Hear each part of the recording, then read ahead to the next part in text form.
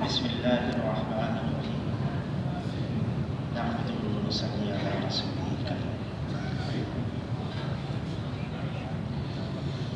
اللہ تعالیٰ نے اس ساری کی ساری کائنات کو اپنی قدرت سے بنایا ہے اور اکیلے بنایا ہے اور بلا شرکت غیر کے بنایا ہے۔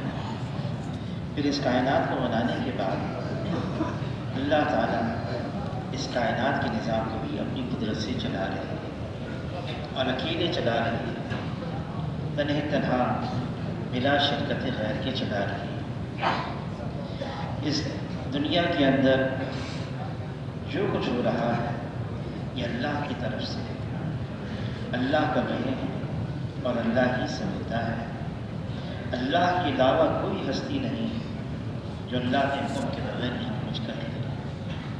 ایک پتا بھی اس دنیا میں اللہ کے حکم کے بغیر ہل نہیں سکتا ہے۔ کائنات کا ذرہ ذرہ یہ اللہ کے حکم کے اندر جکڑا ہوا ہے۔ ہر چیز اللہ کے قبضے میں ہے، اللہ کی قدرت میں ہے، اور کوئی چیز اس کائنات کی اللہ کے قبضے سے باہر نہیں ہے۔ اس دنیا کو اللہ نے کیسے بنایا؟ اللہ نے زمین کو بچھایا، پھر اس میں پہاڑوں کو گاڑ دیا، پھر سمندروں کو چیر دیا، دریاؤں کو رواں کیا، پھر آسمان سے بادل کے ذریعے سے بارش کو برسوایا، پھر زمین سے کھیتی اور درختوں کو اگایا، پھر دن اور رات کا انتظام چلایا۔ پھر اللہ تعالیٰ خود فرماتے ہیں اگر تا قیامت رات کا اندھیرا ہوتا اللہ کے علاوہ کون جو دن کا اجالا لے آئے، اور اگر تا قیامت دن کا اجالا ہوتا تو اللہ کے علاوہ کون جو رات کا اندھیرا لے آئے۔ یہ سارا نظام یہ اللہ کے قبضے میں۔ پھر اس دنیا کو بنانے کے بعد اللہ تعالیٰ کلام پاک میں فرما رہے ہیں یہ دنیا، اس کی زندگی یہ لہو لعب ہے، یہ کھیل اور تماشا ہے۔ حضور صلی اللہ علیہ وسلم فرماتے ہیں اس کا مفہوم ہے اس دنیا کی قیمت اللہ کی نگاہ میں مچھر کے پر کے برابر بھی نہیں۔ اگر اتنی بھی قیمت اس دنیا کی اللہ کے یہاں ہوتی تو اللہ تعالیٰ کافروں کو ایک گھونٹ پانی کا نہ دیتا۔ دنیا بے قیمت ہے۔ پھر حضور صلی اللہ علیہ وسلم فرماتے ہیں یہ دنیا دار الغرور ہے، یہ دھوکے کی جگہ ہے، اس کو فنا ہے، یہ ختم ہونے والی ہے۔ یہ دنیا اور دنیا کی ساری آسائشیں، زیب و زینت، اس کو فنا ہے اور ختم ہو جائے گی۔ حضور صلی اللہ علیہ وسلم یہ بھی فرماتے ہیں جس کا مفہوم ہے جب میری امت اس دنیا کو بڑی چیز سمجھنے لگے گی اسلام کی ہیبت اور وقت دلوں سے نکل جائے گی۔ دنیا بے قیمت ہے۔ حضور صلی اللہ علیہ وسلم فرماتے اس کا مفہوم ہے مجھے اپنی امت پر فقر اور فاقے کا ڈر نہیں، مجھے اپنی امت پر دنیا کی فراوانی کا ڈر ہے۔ حضور صلی اللہ علیہ وسلم اپنی مبارک دنیاوی زندگی سے امت کو ایک سبق دے رہے ہیں۔ عائشہ رضی اللہ تعالیٰ عنہ فرماتی ہیں میں نے حضور صلی اللہ علیہ وسلم سے عرض کیا اے اللہ کے رسول، آپ اللہ سے روزی کی وسعت کیوں نہیں مانگ لیتے؟ میں نے یہ کہا اور حضور کی بھوک کی شدت دیکھ کر میں رو پڑی۔ اس پر حضور صلی اللہ علیہ وسلم نے مجھ سے فرمایا جس کا مفہوم ہے اے عائشہ، قسم ہے اس ذات کی جس کے قبضے میں محمد صلی اللہ علیہ وسلم کی جان ہے، اگر میں اللہ سے یہ مانگوں کہ میرے لیے سونے کا پہاڑ میرے ساتھ ساتھ چلے تو یہ سونے کا پہاڑ میرے ساتھ ساتھ چلے گا، لیکن میں نے دنیا کے فقر کو، دنیا کے دنیا کی بھوک کو اس دنیا کے پیٹ بھرنے پر ترجیح دی ہے، میں نے دنیا کے غم کو یہاں کی خوشی پر ترجیح دی ہے، یہاں کی تندرستی کو میں نے یہاں کی ثروت پر ترجیح دی ہے۔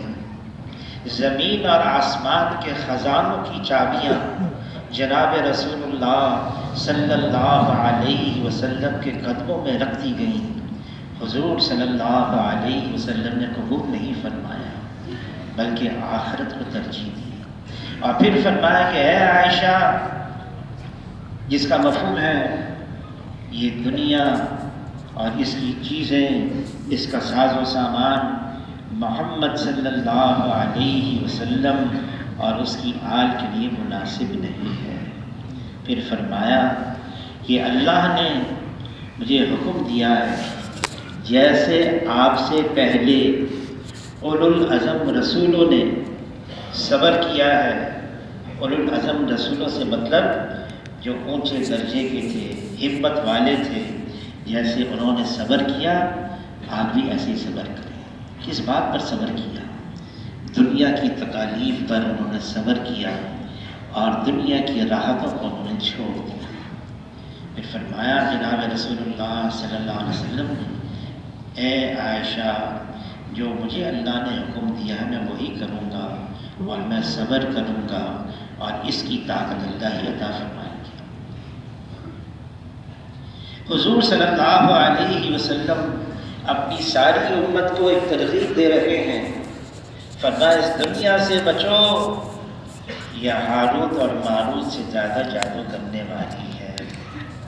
فرمایا دنیا اس کا گھر ہے جس کا آخرت میں کوئی گھر نہیں، اور دنیا اس کا مال ہے جس کا آخرت میں کوئی مال نہیں، اور دنیا کے لیے وہ جمع کرے جس میں ذرا بھی عقل نہیں۔ حضور صلی اللہ علیہ وسلم اپنی امت کو ترغیب دے رہے ہیں، دنیا میں ایسے رہو جیسے مسافر، بلکہ راہ چلتا ہوا مسافر۔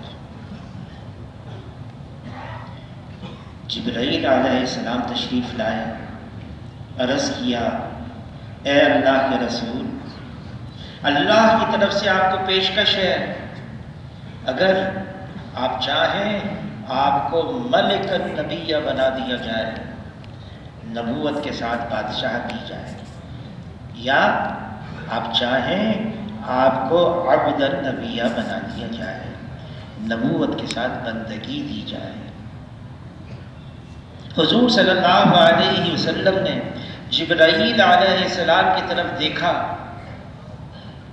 کہ حضور صلی اللہ علیہ وسلم فرماتے ہیں، اس کا مفہوم ہے میرے دو مشیر آسمانوں پر ہیں اور میرے دو مشیر زمین پر ہیں۔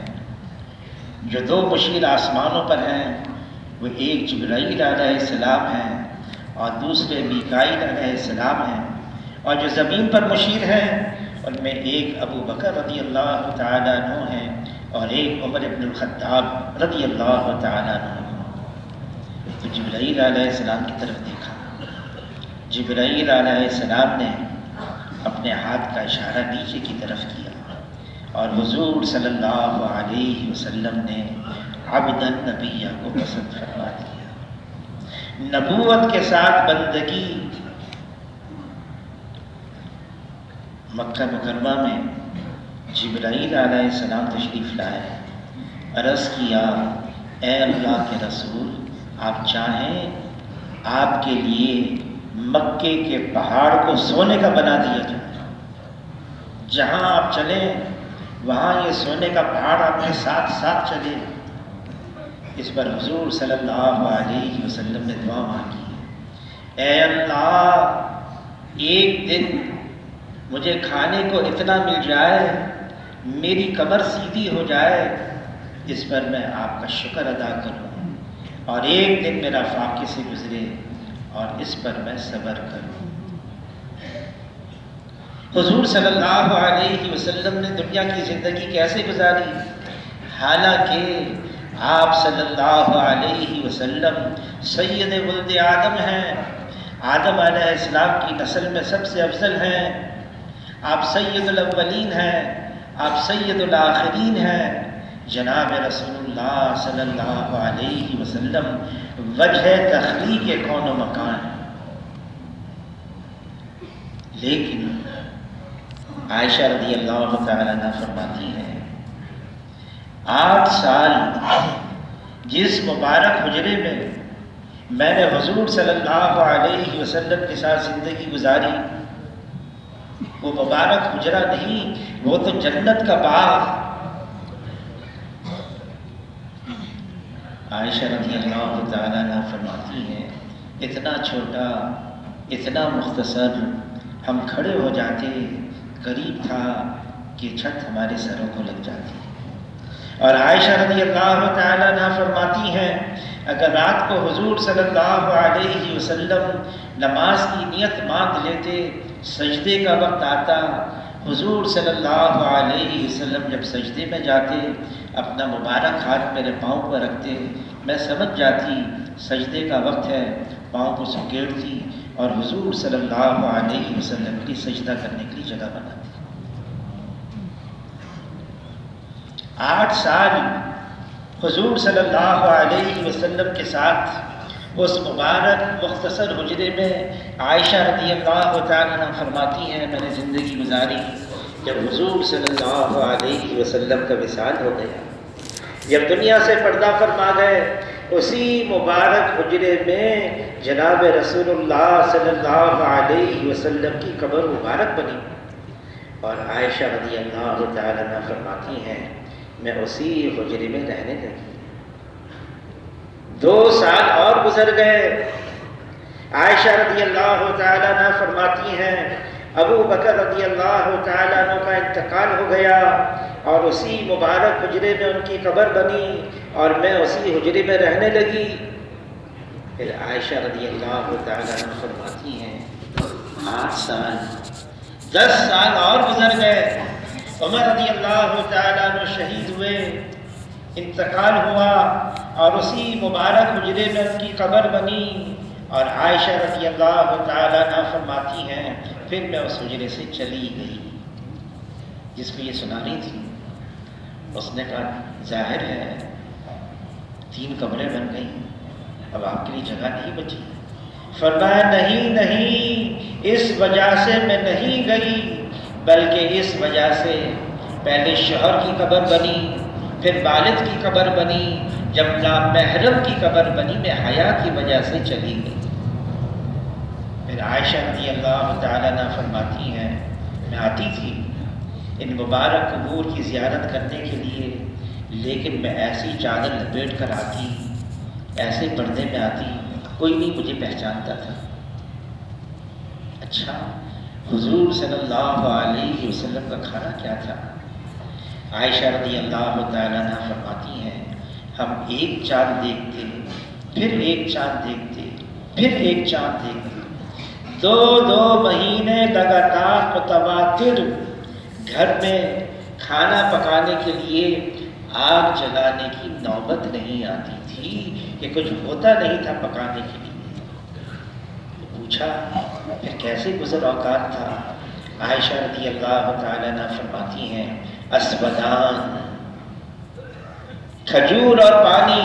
اور عائشہ رضی اللہ تعالیٰ عنہ فرماتی ہیں یہ بھی حضور صلی اللہ علیہ وسلم نے کبھی بھی پیٹ بھر کر نوش نہیں فرمایا۔ اور عائشہ رضی اللہ تعالیٰ عنہ فرماتی ہیں اگر حضور صلی اللہ علیہ وسلم صبح کو کچھ کھا لیتے پھر شام کو کھانے کے لیے کچھ نہیں ہوتا، اور اگر شام کو کچھ کھا لیتے پھر صبح کے کھانے کے لیے کچھ نہیں ہوتا۔ اور یہ کب تک کا معاملہ تھا؟ عائشہ رضی اللہ تعالیٰ عنہ فرماتی ہیں جب حضور صلی اللہ علیہ وسلم اس دنیا سے پردہ فرما گئے، شام ہو گئی، رات ہو گئی، اندھیرا چھا گیا، دل میں تقاضا پیدا ہوا میں حضور صلی اللہ علیہ وسلم کا چہرہ انور دیکھوں، لیکن گھر میں چراغ جلانے کے لیے تیل نہیں تھا۔ میں پڑوس کے یہاں گئی، میں ادھار تیل مانگ کر آئی اس ادھار تیل سے میں نے گھر کے چراغ کو جلایا، روشنی پی، اور پھر میں نے حضور صلی اللہ علیہ وسلم کا مبارک چہرہ دیکھا۔ اچھا، اس رات ہمارے گھر میں چراغ جلانے کے لیے تیل بھی نہیں تھا۔ فرمانے لگی اگر تیل ہوتا چراغ جلانے کے لیے، سب سے پہلے بھوک کی وجہ سے میں اس کو پی جاتی۔ اس جملے سے علماء حضرات فرماتے ہیں کہ اس رات بھی حضور صلی اللہ علیہ وسلم کے گھر میں فاقہ تھا، دنیا سے پردہ فرما گئے، گھر میں فاقہ۔ یہ سب اختیاری امت کے لیے ایک نمونہ پیش کیا۔ یہ دنیا ہے، یہ غفلت کی جگہ ہے، یہ کیا غفلت پیدا کرتی ہے؟ دنیا کی مشغولیت، دنیا کی مصروفیت، دنیا کا انہماک یہ ہمیں بھلا دیتی ہے کہ دنیا کی زندگی عارضی ہے، ختم ہونے والی ہے، اصل تو آخرت کی زندگی ہے۔ فرمایا دنیا خلقت لکم، اس دنیا کو بنایا ہے تمہارے لیے۔ یہ سارا نظام، زمین اور آسمان، یہ چاند اور سورج، یہ ستارے، یہ پانی، یہ ہوا، یہ کھیت، یہ باغات، یہ سارا نظام یہ ہمارے لیے ہے۔ لیکن آگے فرمایا وَإِنَّكُمْ خُلِقْتُمْ لِلْآخِرَةِ، تمہیں اللہ نے بنایا آخرت کے لیے۔ مرنے کے بعد ایک زندگی آ رہی ہے، حقیقت والی زندگی ہے، لامحدود زندگی ہے، کبھی ختم ہونے والی زندگی نہیں ہے۔ جناب رسول اللہ صلی اللہ علیہ وسلم فرماتے ہیں، اس کا مفہوم ہے ہر نبی نے آ کر اپنی اپنی امت کو، اپنی اپنی قوم کو آخرت کی خبریں سنائی ہیں، لیکن جتنا میں نے اپنی امت کو آخرت کی خبریں سنائی ہیں، کسی نبی نے اتنی خبریں نہیں سنائی۔ کیوں؟ ہمارے لیے تیاری کرنا آسان ہو جائے۔ وہ آخرت کی زندگی آ رہی ہے، کب آئے گی؟ موت آتے ہی وہ آخرت کی زندگی شروع ہو جائے گی۔ اور موت کب آئے گی؟ وہ کون ہے جو بتا سکتا ہے؟ وقت مقرر ہے، یہ اللہ کے علم میں ہے، اور مقرر وقت جب آئے گا پھر ایک لمحہ پہلے نہیں، ایک لمحہ بعد میں نہیں جانا ہوگا۔ لیکن کب آئے گی؟ وہ مقرر وقت کب ہے؟ حضور صلی اللہ علیہ وسلم نے صحابہ کرام سے پوچھا بتاؤ کیا کہتے ہو؟ یہ دنیا کی زندگی کے بارے میں کتنا وقت باقی رہ گیا؟ عرض کیا ہے اللہ کے رسول، ہم نماز پڑھتے ہیں، اس کو زندگی کی آخری نماز سمجھ کے پڑھتے ہیں۔ اس پر فرمایا جس کا مفہوم ہے، میں تو یوں کہتا ہوں نماز کے اختتام پر میں ایک طرف سلام پھیرتا ہوں، پتہ نہیں، معلوم نہیں دوسری طرف سلام پھیرنے کا موقع ملے گا یا نہیں ملے گا۔ ایک لمحے کا اعتبار نہیں ہے اس دنیا کی زندگی کا۔ یہ رات آ گئی، یہ پوری رات بھی ہمارے پاس ہے یا نہیں ہے، ہمیں معلوم نہیں۔ اس لیے جناب رسول اللہ صلی اللہ علیہ وسلم فرماتے ہیں، اس کا مفہوم ہے عقل مند ہے وہ انسان جو موت کو کثرت سے یاد رکھے اور موت سے پہلے موت کی تیاری کرتے۔ فرمایا یہی وہ لوگ ہیں جو دنیا کی عزت اور آخرت کی شرافت کو لے اڑے، یہی وہ لوگ ہیں جو پورے پورے کامیاب ہیں۔ تو ہماری ہی طرح تھے، چلتے تھے، پھرتے تھے، بولتے تھے، سارے کام کرتے تھے، دنیا سے چلے گئے۔ ہم بھی اس لائن میں لگے ہوئے ہیں، وہ چلے گئے، اب ہمارا نمبر بھی ہے، ہماری باری بھی آنی ہے۔ تیاری کریں، یہ دنیا غافل کر دیتی ہے۔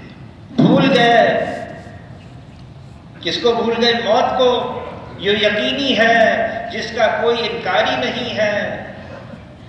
اور چیزوں کے انکار کرنے والے تو ملیں گے، لیکن موت کا کوئی انکار کرنے والا نہیں۔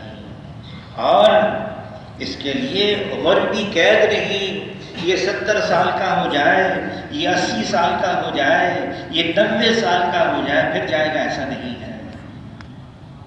قبرستان جائیں، تختیاں لگی ہوئی ہیں، 20 سال 30 سال وقت آگے چلے گئے،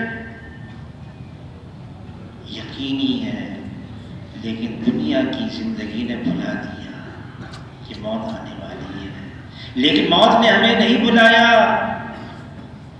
وہ مقرر وقت آئے گا اور ضرور آئے گا۔ حضور صلی اللہ علیہ وسلم فرماتے ہیں، جس کا مفہوم ہے، میں اپنے پیچھے 2 واعظ نصیحت کرنے والے چھوڑ کر جا رہا ہوں، ایک بولنے والا ہے اور دوسرا خاموش ہے۔ بولنے والا کلام پاک ہے اور خاموش موت کی یاد ہے۔ فرمایا حاضر اللذات، لذتوں کو توڑ دینے والی چیز موت کو کثرت سے یاد کیا کرنا۔ کتنے تذکرے ہوتے ہیں موت کے ہمارے یہاں؟ اگر کوئی موت کا تذکرہ بھی کرتا ہے تو ہم پریشان ہو جاتے ہیں۔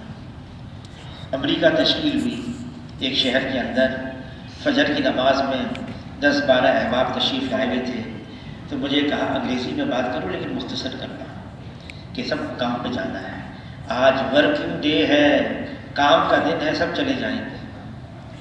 تو میں نے مختصر بات کہ دیکھو صبح اٹھتے ہی ایک دعا ہے، مصنون دعا ہے، الحمدللہ الذی احیانا بعدما اماتنا والیہ النشور۔ اس میں موت کا تذکرہ ہے، اللہ نے ایک نئی زندگی دے دی، ہم تو سو گئے تھے موت کی طرح تھا، اور موت کے اوپر تھوڑی بات کی، مجمع اٹھ کے چلا گیا، دعا ہو گئی 5-7 منٹ کی۔ تو وہ صاحب کہنے لگے، جنہوں نے کہا مختصر بات، کہنے لگے تم نے تو موت کا ہی تذکرہ شروع کر دیا، کام پہ جانا ہے ہمیں، کام کا وقت ہے ہمارا، اور تم نے موت کا تذکرہ شروع کر دیا۔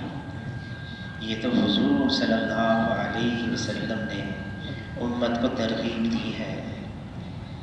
حضور کے سامنے ایک جنازہ آیا گیا، صحابہ بڑی تعریف کر رہے تھے اس جنازے کی، ایسا آدمی تھا، بڑا عبادت گزار، ایسا تقوی والا تھا، ایسا اللہ کا ذکر کرنے والا تھا۔ حضور صلی اللہ علیہ وسلم خاموشی سے سنتے رہے، جب صحابہ کرام خاموش ہو گئے، اس کے بعد حضور نے پوچھا، یہ بتاؤ یہ موت کا تذکرہ کتنا کرتا تھا؟ اس پر صحابہ خاموش ہو گئے۔ تو اس پر حضور نے فرمایا، جس کا مفہوم ہے پھر یہ اس درجے کے نہیں ہے جس درجے کا تم سمجھ رہے ہو۔ یہ دنیا کا ایک تاثر اور اثر یہ بھی ہے، یہ غافل کر دیتی ہے اس آخرت والی زندگی سے، اس میں مشغولیت ایسی ہو جاتی ہے، بھول جاتے ہیں کسی لمحہ کسی وقت جانا ہوگا۔ فرمایا صبح ہو جائے پھر شام کا انتظار نہ کیا کرو، شام ہو جائے پھر صبح کا انتظار نہ کیا کرو، دنیا کے وقت کو اس طرح سے گزارو۔ پھر موت اس کا ذائقہ ہے، اللہ تعالیٰ کلام پاک میں فرماتے ہیں ہر جاندار کو موت کا ذائقہ چکھنا ہے، موت کا ذائقہ ہے۔ علی رضی اللہ تعالیٰ عنہ سے پوچھا موت کا کیا ذائقہ ہے، آپ بتا سکتے ہیں؟ علی رضی اللہ تعالیٰ عنہ فرمانے لگے 300 تلواروں کی کاٹ بیک وقت ایک بدن پر، یہ تکلیف کم ہے اور موت کی تکلیف زیادہ ہے۔ عائشہ رضی اللہ تعالیٰ عنہ فرماتی ہیں حضور صلی اللہ علیہ وسلم دنیا سے پردہ فرمانے کا وقت ہے، پانی کا پیالہ قریب رکھا ہوا ہے، حضور صلی اللہ علیہ وسلم اپنا مبارک ہاتھ اس پانی کے پیالے میں ڈالتے ہیں، چہرے پر ملتے ہیں اور یوں فرماتے ہیں اے اللہ موت کی تکلیف آسان فرما دے۔ شیخ الحدیث مولانا زکریا صاحب رحمۃ اللہ علیہ نے فضائل صدقات میں ایک عجیب واقعہ لکھا ہے کہ بنی اسرائیل اس کی ایک بہت ہی مقدس جماعت تھی، اہل اللہ کی جماعت ہی بنی اسرائیل کی۔ ایک قبرستان میں گئے، دعا مانگی، اے اللہ ایک قبر والے کا حال تو ہم پر کھول دے، ہم اس سے پوچھیں تو صحیح، کیا گزری، کیا بیتی، کیا ہوا، ہم اس سے مکالمہ کریں۔ براہ راست اللہ نے بنی اسرائیل کی اس مقدس جماعت کی دعا قبول کر لی۔ ایک صاحب قبر نمودار ہوا اور نمودار ہوتے ہی کہنے لگا، کیا پوچھتے ہو، میں بتاتا ہوں۔ 50 سال ہو گئے مرے ہوئے، موت کی تکلیف اب تک بدن سے جدا نہیں ہوئی۔ حضور صلی اللہ علیہ وسلم جب 2/3 رات گزر جاتی، مسجد میں آتے، اعلان فرماتے، لوگوں اللہ کو یاد کرو، لوگوں اللہ کو یاد کرو، قیامت کا زلزلہ اور سور پھونکنے کا وقت آ رہا ہے اور موت اپنی ساری سختی سمیت آ رہی ہے، موت اپنی ساری سختی سمیت آ رہی ہے۔ حضور صلی اللہ علیہ وسلم فرماتے ہیں، جس کا مفہوم ہے، جتنا تمہیں موت کے بارے میں پتا ہے، اگر جانوروں کو پتا چل جاتا، تمہیں کوئی موٹا فربا جانور نہ ملتا ذبح کرنے کے لیے، سب اس غم میں پتلے ہو جاتے۔ وہ موت آ رہی ہے، ضرور آئے گی، کوئی اس کا انکاری نہیں ہے، اور جب یہ آئے گی پھر لے جائے گی، پھر جانا ہوگا آخرت سے۔ ہم کینیڈا کے اندر جماعت تھی، ایک شہر ہے وینکوور، وہاں گئے، وہاں ساتھیوں نے کہا ایک مسلمان ڈاکٹر ہے، بڑا مصروف ہے، اتنا مشغول ہے کہ اس کے پاس کوئی وقت ہی نہیں ہے کسی سے بات کرنے کی۔ آج اتوار ہے، آج چھٹی کا دن ہے، ان کے پاس چلیں۔ تو کسی نے کہا دیکھو، بغیر پہلے اجازت لیے اگر چلے گئے ناراض نہ ہو جائے۔ تو ساتھیوں نے کہا اگر پہلے اجازت لیں گے تو وہ منع کر دیں گے، ایسے ہی چلتے ہیں۔ گئے اس کے پاس، بہت عالی شان بنگلہ، نیچے اوپر کی منزل اور بیلکنی تھی۔ ہم نے گھنٹی بجائی، اس بیلکنی سے وہ ظاہر ہوئے، ڈاکٹر صاحب کون، کیسے آئے؟ کہ آپ سے ملنے کے لیے آئے ہیں، اور ہم پاکستان سے آئے ہیں آپ سے ملاقات کے لیے۔ ایسے آپ ببولا ہو گئے، بغیر اجازت کے، بغیر اپوائنٹمنٹ کے، بغیر پہلے بتائے ہوئے کیسے پہنچ گئے میرے دروازے پر؟ کوئی اس دروازے پر بغیر اپوائنٹمنٹ کے نہیں آتا۔ تو ساتھی بھی ذرا سمجھدار ہوشیار ہوتے ہیں نا، ساتھی نے کہا اس کی تو ہم معذرت کرتے ہیں، لیکن ہم یہ اطلاع دینے آئے ہیں، کوئی آئے گا اس دروازے پر بغیر اپوائنٹمنٹ کے آئے گا، بغیر پہلی اطلاع دیے ہوئے آئے گا، اور ضرور آئے گا، اور جب آئے گا تو ساتھ لے کر جائے گا۔ تو ڈاکٹر صاحب یہ سنا انہوں نے، کہ ٹھہر جاؤ۔ وہ نیچے آئے، دروازہ کھولا، بہت دور سے آئے، بیٹھ جاؤ، بٹھایا، کہ ایک دفعہ اور دوہرا سکتے ہو تم نے کیا کہا؟ ایک دفعہ اور دوہرا دو کہ وہ آنے والا ہے اور ضرور آئے گا۔ حضور صلی اللہ علیہ وسلم ہمیں ترغیب دے رہے ہیں، اور یہی فرمان دیکھو، یہ دنیا غافل کر دی گئی ہے، اس دنیا کی کوئی قیمت نہیں ہے جس کے پیچھے ہم پڑے ہوئے ہیں۔ حضور صلی اللہ علیہ وسلم صحابہ کرام کے ساتھ تشریف لے جا رہے ہیں، مدینہ منورہ کی گلی میں ایک کوڑی پر گزر ہوا جہاں شہر کا کچرا ڈالا جاتا ہے۔ اس کچرے کے ڈھیر کے اوپر ایک مرا ہوا بکری کا بچہ، کان بھی کٹے ہوئے یا چھوٹے، دم بھی کٹی ہوئی یا چھوٹی، اور پیٹ پھولا پھٹا ہوا، بدبو آ رہی ہے۔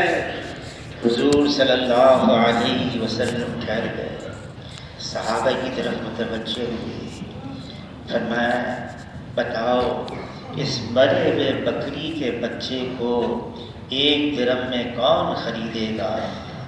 صحابہ کرام حیران، اے اللہ کے رسول آپ خریدنے کی بات کر رہے ہیں،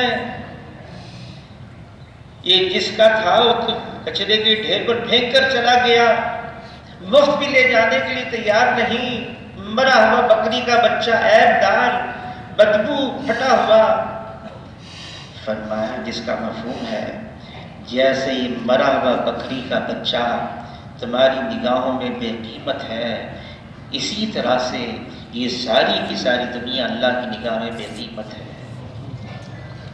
کوئی قیمت نہیں۔ اس دنیا کی خاطر ہم مقصد سے ہٹ گئے، وہ آخرت کی زندگی وہ آنے والی ہے، آ کر رہے گی، مرے موت آئی اور یہاں کی ہر چیز چھوٹ جائے گی، یہاں تک کہ یہ لباس بھی اتار دیا جائے گا اور پھر سفید کفن کا جوڑا پہنایا جائے گا اور پھر کاندھوں پر لے جا کر مٹی میں دبا دیا جائے گا، منہا خلقناکم، اسی مٹی سے تم پیدا ہوئے تھے، اسی مٹی میں گئے اور پھر اسی مٹی سے تمہیں اٹھایا جائے گا۔ تیاری کرنی ہے۔ پھر قبر، حضور صلی اللہ علیہ وسلم فرماتے اس کو مٹی کا ڈھیر نہ سمجھو، یا تو یہ جنت کے باغوں میں سے ایک باغ ہے یا جہنم کے گڑھوں میں سے ایک گڑھا ہے۔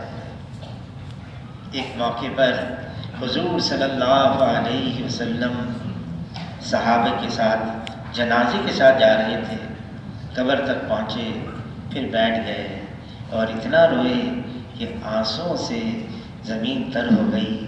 پھر حضور نے فرمایا لوگو اس قبر کے لیے تیاری کر لو، اس قبر کے لیے تیاری کر لو، عالم برزخ حشر تک رہنا ہے، کئی سالوں تک۔ حشر کا میدان کب قائم ہوگا اللہ کے علم میں ہے، لیکن جب تک تو رہنا ہی ہے برزخ میں۔ اور پھر وہاں کیا معاملہ ہوگا؟ حضور صلی اللہ علیہ وسلم فرماتے ہیں جس کا مفہوم ہے کہ جانداروں کے سوا انسان، جنات، ان کے علاوہ باقی جاندار قبر کے عذاب کو سنتے ہیں۔ قبر میں بھی عذاب ہوتا ہے۔ ایک یہودی مانگنے والی عورت عائشہ رضی اللہ تعالیٰ عنہ کے گھر کے دروازے پر آئی، کہنے لگی اللہ کے واسطے دے دو، قبر کے عذاب سے اللہ بچائیں گے۔ حضور صلی اللہ علیہ وسلم سے یہ بات کبھی سنی نہیں کہ قبر کا عذاب ہے، تو عائشہ رضی اللہ تعالیٰ نے اس عورت کو روک لیا۔ جب حضور صلی اللہ علیہ وسلم تشریف لائے تو عرض کیا اے اللہ کے رسول، یہ مانگنے والی یہودی عورت ہے، یوں کہہ رہی ہے کہ اللہ تمہیں قبر کے عذاب سے بچائے، کیا قبر میں بھی عذاب ہوتا ہے؟ فرمایا کہ عائشہ میں ہر نماز کے بعد قبر کے عذاب سے پناہ مانگتا ہوں۔ قبر کا عذاب ہے۔ ایک سفر میں جا رہے ہیں، قبرستان پر رکے اور فرمایا کہ اس قبر پر عذاب ہو رہا ہے، دو چیزوں کی وجہ سے، ایک پیشاب سے احتیاط نہ کرنے کی وجہ سے اور دوسرا چغل خوری کے جرم میں قبر کا عذاب ہو رہا ہے۔ پھر حشر کا میدان ہے، 50,000 سال کا ایک دن ہے، 50,000 سال کا ایک دن حشر کا میدان۔ اور اللہ تعالیٰ کیا فرما رہے ہیں کہ حمل والی عورتیں حمل کو ضائع کر دیں گی، گرا دیں گی، دودھ پلانے والی عورتیں مائیں اپنے بچوں کو بھول جائیں گی، ایسا لگے گا کہ لوگ نشے میں ہیں، لوگ نشے میں نہیں ہوں گے بلکہ اللہ کا عذاب بڑا شدید ہے۔ حشر کا میدان نفسا نفسی، عرض کیا ہے اللہ کے رسول حشر کے میدان میں سب بغیر لباس کے ہوں گے، وہاں حیا کا کیا معاملہ ہوگا؟ فرمایا کہ ایسا نفسا نفسی کا عالم ہوگا، ایسا افراتفری کا موقع ہوگا، ایسی وحشت دہشت ہوگی کہ لوگوں کے ذہنوں میں خیال تک نہیں آئے گا کہ سامنے والے پر بھی لباس نہیں، میرے پر بھی لباس نہیں۔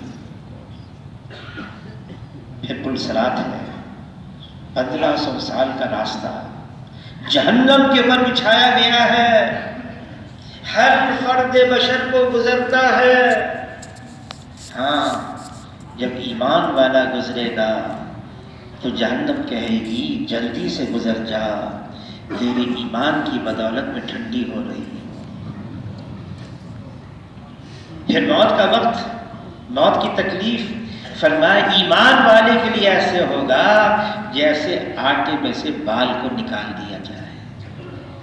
حشر کا میدان، فرمایا ایمان والے کے لیے ایسا ہوگا جیسے فجر کی 2 سنتیں پڑھتے ہیں مختصر۔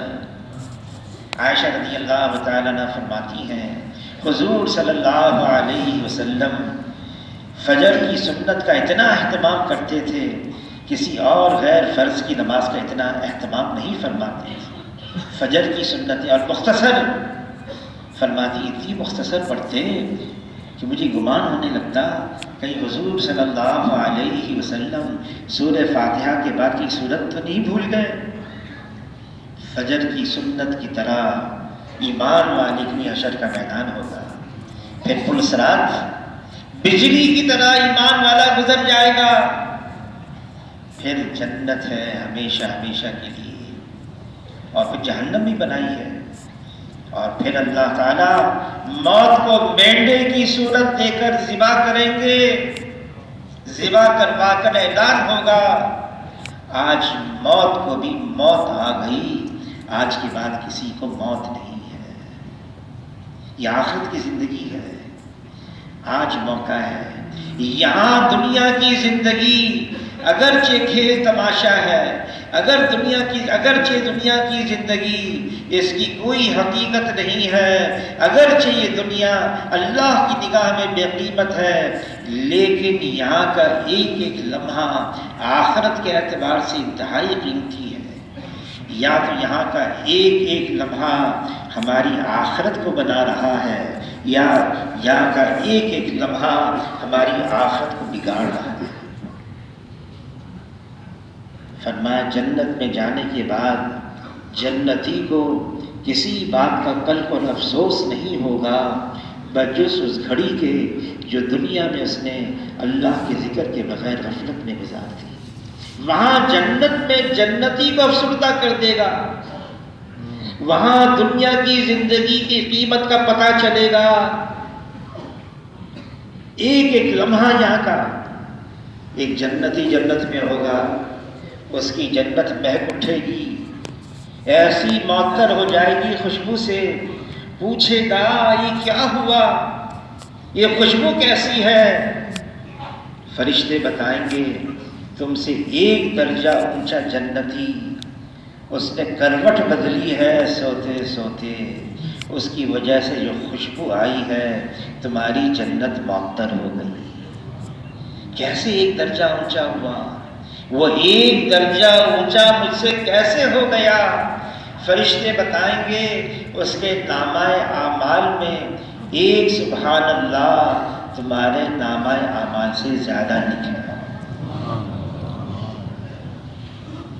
دنیا کی زندگی انتہائی قیمتی، حشر کے میدان میں لوگ ہوں گے، مجمع ہوگا، انسان ہوں گے، درخواست پیش کریں گے، اے اللہ، اے رب ہمارے، ہم نے اپنی آنکھوں سے حشر کا میدان دیکھا، لوگوں کی چیخ و پکار اپنے کانوں سے سن رہے ہیں، ہمیں ایک موقع اور دیا جائے، فرجعنا، ہمیں لوٹا دیا جائے دنیا میں دوبارہ، اب کہ ہم تیاری کر کے آئیں گے، دنیا کی زندگی کو وصول کر کے آئیں گے۔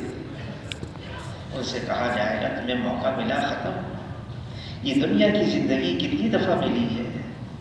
ایک ہی دفعہ ملی ہے، یہ موقع ایک ہی ہے، جو دنیا کی زندگی سے گزر گیا ختم، پھر کبھی واپس نہیں آئے گا۔ جو کرنا ہے وہ آج ہی کرنا ہے، اسی وقت کرنا ہے، ابھی کرنا ہے۔ اور کیا کرنا ہے؟ جس اللہ نے ہمیں دنیا میں بھیجا ہے اور جس اللہ کی طرف ہم لوٹ کر جا رہے ہیں، ہم اس کو پہچانیں، ہمارا خالق اور مالک کون ہے؟ وہ کون ہے جس نے ہمیں دنیا میں بھیجا ہے؟ وہ اللہ ہے، وہ ایک ہے، وہ اکیلا ہے، وہ یکتا ہے، وہ تنہا ہے۔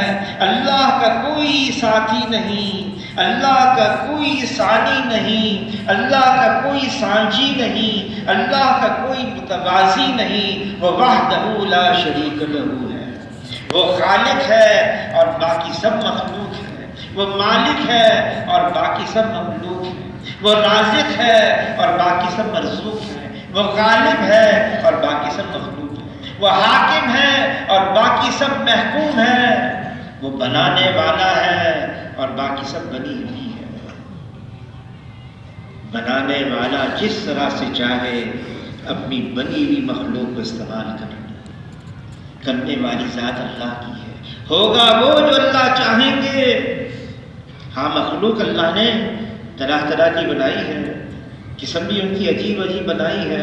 ایسی مخلوق بھی ہے بڑی طاقتور ہے ظاہری شکل میں، بڑی زور آور ہے ظاہری شکل میں، بڑی قوت والی ہے ظاہری شکل میں، لیکن مخلوق ہے، اللہ کے سامنے اس کی کوئی حیثیت نہیں ہے۔ جو مخلوق چاہے گی وہ نہیں ہوگا، جو اللہ چاہیں گے وہ ہوگا۔ مخلوق کا چاہنا محض چاہنا ہے اور اللہ کا چاہنا ہو جانا ہے، اور اللہ کی چاہت ہر چیز پر غالب ہے۔ جس نے اللہ کو پہچان لیا پھر وہ اللہ کو چھوڑ کر کہیں اور نہیں جائے گا، مخلوق کی طرف نہیں، مال کی طرف نہیں۔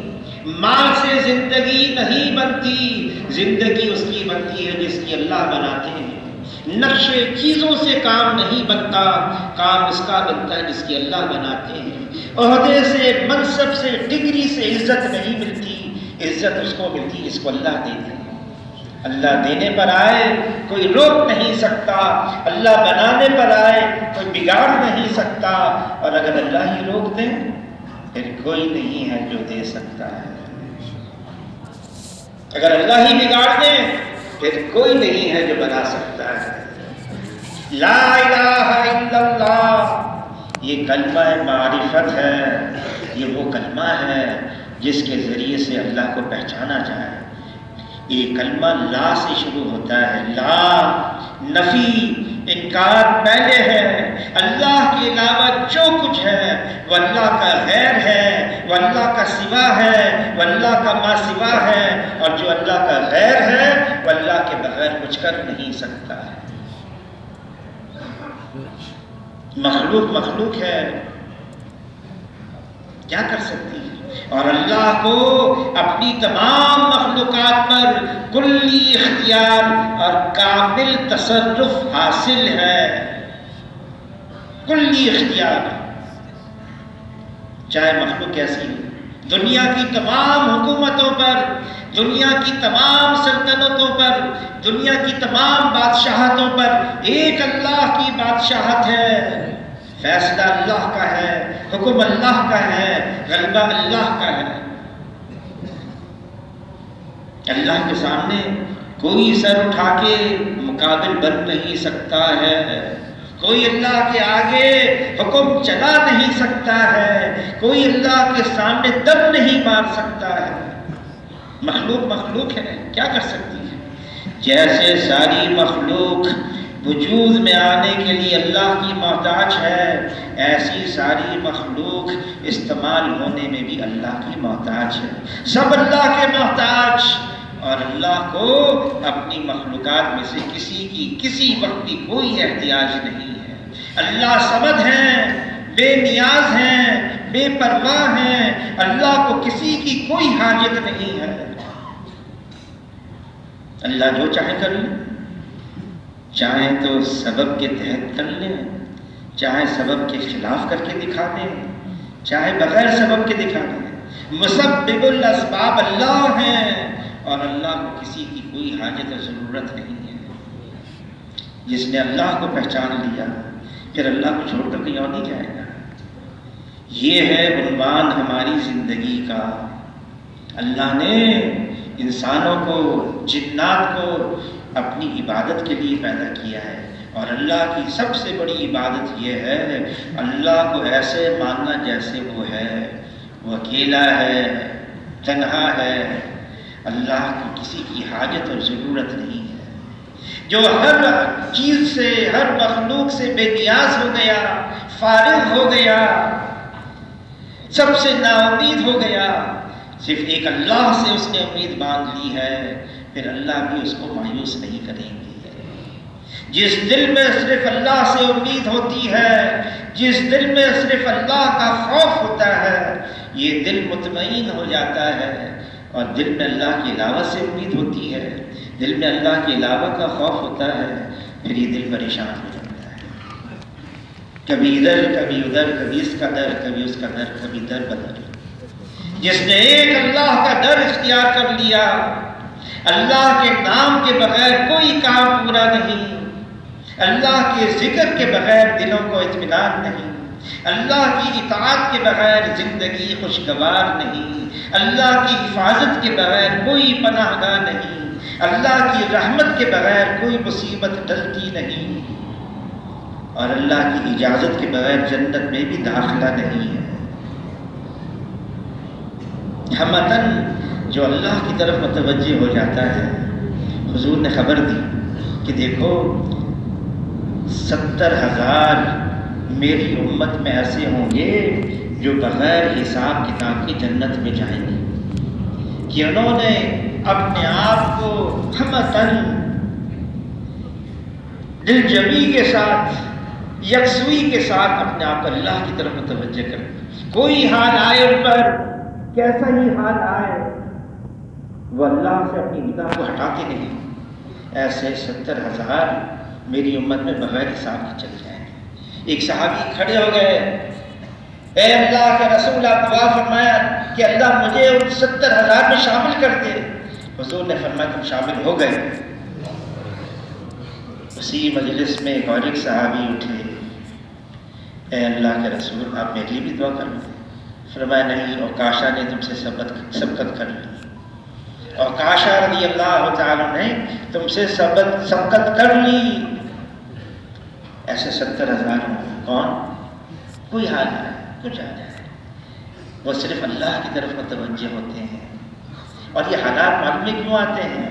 رجوع الی اللہ کے لیے آتے ہیں۔ اللہ کی طرف متوجہ ہو جاؤ، چھوڑو ان چیزوں کو۔ اسباب اختیار کرنے کا ہمیں حکم دیا ہے، منع نہیں ہے، سبب اختیار کرو، لیکن ایسے سبب کے اندر مشغول ہو جائیں کہ مسبب الاسباب کو ہی بھول بیٹھے۔ کرنے والی ذات تو اللہ کی ہے، ہم خود سوچیں وہ کون ہے جو ہماری پریشانی کو دور کر سکتا ہے؟ وہ کون ہے جو بیمار کو صحت دے سکتا ہے؟ وہ کون ہے جو ہمیں اس مصیبت سے نکال سکتا ہے؟ ایک پتا بھی جب اللہ کے حکم کے بغیر ہل نہیں سکتا ہے۔ ہم اللہ کی طرف متوجہ ہو جائیں، ہم اللہ سے مانگیں۔ اللہ نے حکم دیا ہے مانگو مجھ سے، پھر وعدہ کیا ہے میں دوں گا تم کو، وعدہ کیا ہے۔ ہم اللہ سے مانگے تو صحیح۔ کسی نے کہا سائل ہم سائل بکرم ہیں، ہم مائل بکرم ہیں، کوئی سائل ہی نہیں، ہم مائل بکرم ہیں، ہم دینے کے لیے تیار ہیں۔ تہجد کے وقت روزانہ اللہ آسمان دنیا پر نازل ہو کر خود اعلان فرماتے ہیں ہے کوئی مانگنے والا میں اس کو عطا کروں، ہے کوئی بخشش چاہنے والا میں اس کے گناہوں کو معاف کر دوں، ہے کوئی روزی میں وسعت طلب کرنے والا میں اس کی روزی میں وسعت دوں۔ اللہ کی طرف سے خود اعلان ہوتا ہے۔ یہ دین ہے جو اس بات کی ضمانت دیتا ہے کہ دنیا بھی بنے گی اور آخرت بھی بنے گی۔ اس کے علاوہ اگر کوئی صرف دنیا کی طرف مشغول ہو گیا، فرمایا جس نے دنیا کو نصب العین قرار دے دیا تو جتنا مقدر میں اتنا ملے گا، اس سے زیادہ نہیں۔ جس نے آخرت کو نصب العین قرار دے دیا، اللہ تعالیٰ اس کی کھیتی میں ترقی دیں گے، اس کو دنیا بھی دیں گے، اس کو آخرت بھی دیں گے۔ یہ تبلیغ کا کام ہے، اسی لیے یہ ہے، اسی لیے دنیا کی تنگی سے نکال کر آخرت کی وسعت میں ڈالا جائے، انسانوں کو بتایا جائے، دہرایا جائے، یاد دہانی کرائی جائے، یہ دنیا میں آئے ہیں آخرت کی تیاری کے لیے، اور آخرت کی تیاری کیا ہے؟ اللہ کو راضی کرنا ہے، جناب رسول اللہ صلی اللہ علیہ وسلم کے مبارک تعامل اور طریقوں سے۔ یہ امت ہے، پہلے تو انبیاء علیہ السلام تشریف لاتے اور انسانوں کو بتاتے، یاد دہانی کراتے۔ حضور صلی اللہ علیہ وسلم کے بعد کی امت ہے، حضور صلی اللہ علیہ وسلم کی امت، جس نے لا الہ الا اللہ محمد الرسول اللہ کا کلمہ پڑھ لیا، اس کے ذمے یہ بات لگ گئی، دین پر چلنا ہے، اس دین کو دنیا میں عام کرنا ہے۔ اس کو کرنے میں حالات آئیں گے، مشقت بھی ہوگی، قربانی بھی دینی ہوگی، مجاہدہ بھی اختیار کرنا ہوگا، لیکن اس پر وعدہ بھی ہے، تم اللہ کے دین کی مدد کرو گے، اللہ تمہاری مدد کرے گا۔ وہ تو جو صرف اللہ کا نام لیتا ہے، وہ صرف اللہ کا نام لیتا ہے، کبھی محروم نہیں رہتا جو صرف اللہ کا نام لیتا ہے۔ اور اللہ ایسے قدردان ہیں جو اللہ کا نام لیتا ہے، مجلس میں لیتا ہے، مجمع میں لیتا ہے، اللہ فرشتوں کے مجمع میں اس کا نام لیتے ہیں۔ کوئی چپ کے دل میں اللہ کا نام لیتا ہے، پھر اللہ بھی چپ کے اس کا نام لیتے ہیں۔ جو اللہ کا ہے پھر اللہ اس کے ہیں، اور جس کے اللہ ہو گئے اس کو کس بات کا نام؟ حالات آئیں گے اور بہت آئیں گے۔ ابو بکر رضی اللہ تعالیٰ حضور صلی اللہ علیہ وسلم کے ساتھ ہیں غار ثور میں، جن سے چھپ کر نکلے، پیچھا کرتے کرتے غار ثور کے دروازے تک پہنچ گئے۔ تو ابو بکر رضی اللہ تعالیٰ نے عرض کیا ہے اللہ کے رسول، تو یہاں تک آ گئے، صرف اپنے پاؤں کو دیکھنے تو ہم نظر آ جائیں گے۔ تو حضور صلی اللہ علیہ وسلم نے جملہ فرمایا، اللہ نے وہ جملہ قرآن پاک میں نقل کیا ہے، گھبراؤ مت، خوف مت کرو، اللہ ہمارے ساتھ ہے۔ جب اللہ ساتھ ہے تو غم کس بات کا ہے؟ جو خالق اور مالک ہے کائنات کا، جس کے قبضے میں سب کچھ ہے، پھر غم کس بات کا؟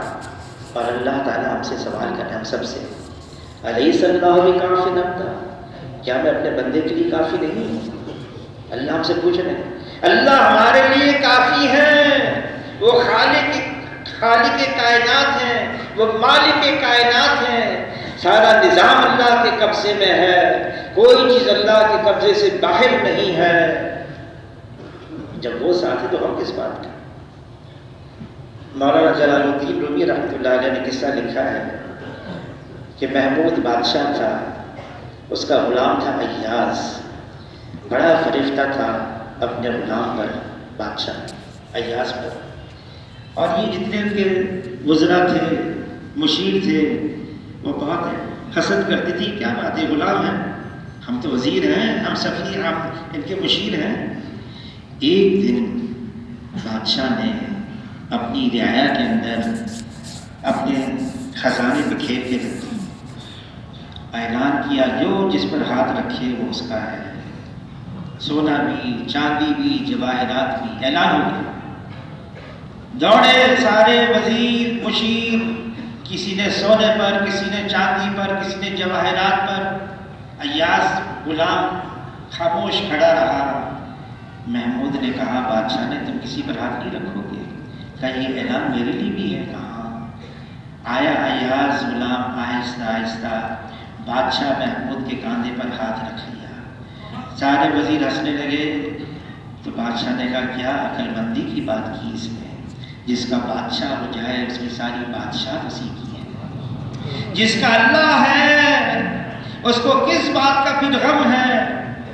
لیکن اللہ کو لینے کے لیے جناب رسول اللہ صلی اللہ علیہ وسلم نے آمال کی۔ مولانا یوسف قادری رحمۃ اللہ علیہ فرماتے تھے، جبل احد کے اس پار اللہ ہے جس کا جی چاہے حاصل کر لے۔ اب کراچی کا اجتماع ہوا نا، ایک بڑے خاص قسم کے صاحب تھے، وہ آئے، میری ذمہ تھا ان کا استقبال کرنا۔ انہوں نے کہا اتنی مشقت، اتنا مجاہدہ، اتنی قربانی، اس کی کوئی پڑیا نہیں مل جاتی تو میں جیب پر ڈال دوں اور مجھے بھی اللہ مل جائے؟ کہ نہیں، اس کے لیے تو محنت کرنی ہوتی ہے، اس کے لیے تو مشقت ہے، مجاہدہ ہے، اس کے لیے رگڑ کھانا پڑتا ہے، قربانی دینی پڑتی ہے، اس کے بعد ہی ملتا ہے جبل جہد، محنت، کوشش۔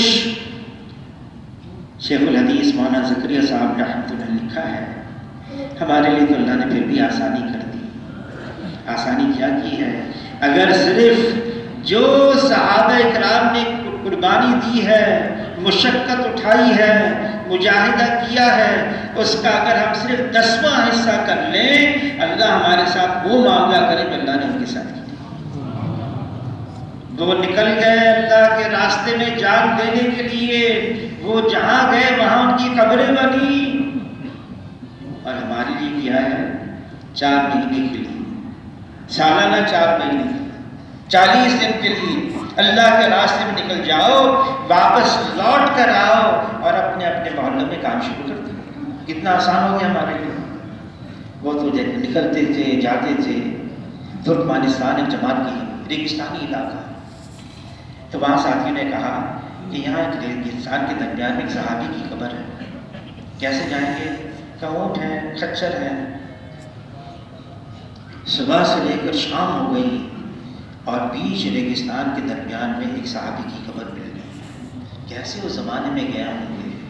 کوئی راستوں کا پتہ نہیں، کوئی سامان سفر نہیں، کوئی سہولت نہیں، کوئی آسانی نہیں، لیکن نکل گئے۔ ذمہ داری ہے، اللہ کے دین کو ساری دنیا میں پہنچانا ہے، اس زمین پر اللہ کی فرما برداری عام ہوتی چلی جائے اور اس زمین سے اللہ کی نافرمانی مٹتی چلی جائے، یہ ذمہ داری کو محسوس کیا، نکل گئے۔ ہمارے لیے آسانی ہے، ہم 4 مہینے کے لیے چلے جائیں، 40 دن کے لیے نکل جائیں، واپس آ جائیں، تو اب اس کے لیے فرمائیں۔ اور ہمارا جوڑ بھی آ رہا ہے قرآنوں کا، جتنے تمام 3 چلے لگائے والے ہیں ساتھی ہیں، ان کو جمع کیا رائمنڈ کے اندر، اور یہ یکم کی شام سے 2 تاریخ سے 6 تاریخ تک ہے، تو اس میں بھی سارے پرانے ساتھی کو پہنچنا ہے، اور اس سے پہلے بھی جماعتیں بنا کے نکلنی ہیں۔ تب فرمائیں کون کون ساتھی 4 مہینے کے لیے اس کام کے لیے تیار ہے؟ فرمائیں جی، نام یاد ہے جو بھی بھائی محمد چراغ صاحب، بھائی بلال صاحب، 65 سال کا ارادہ، نام لکھانے والے کھڑے ہو جائیں، باقی صاحب بلال مسجد سے 4 مہینے کی جماعت۔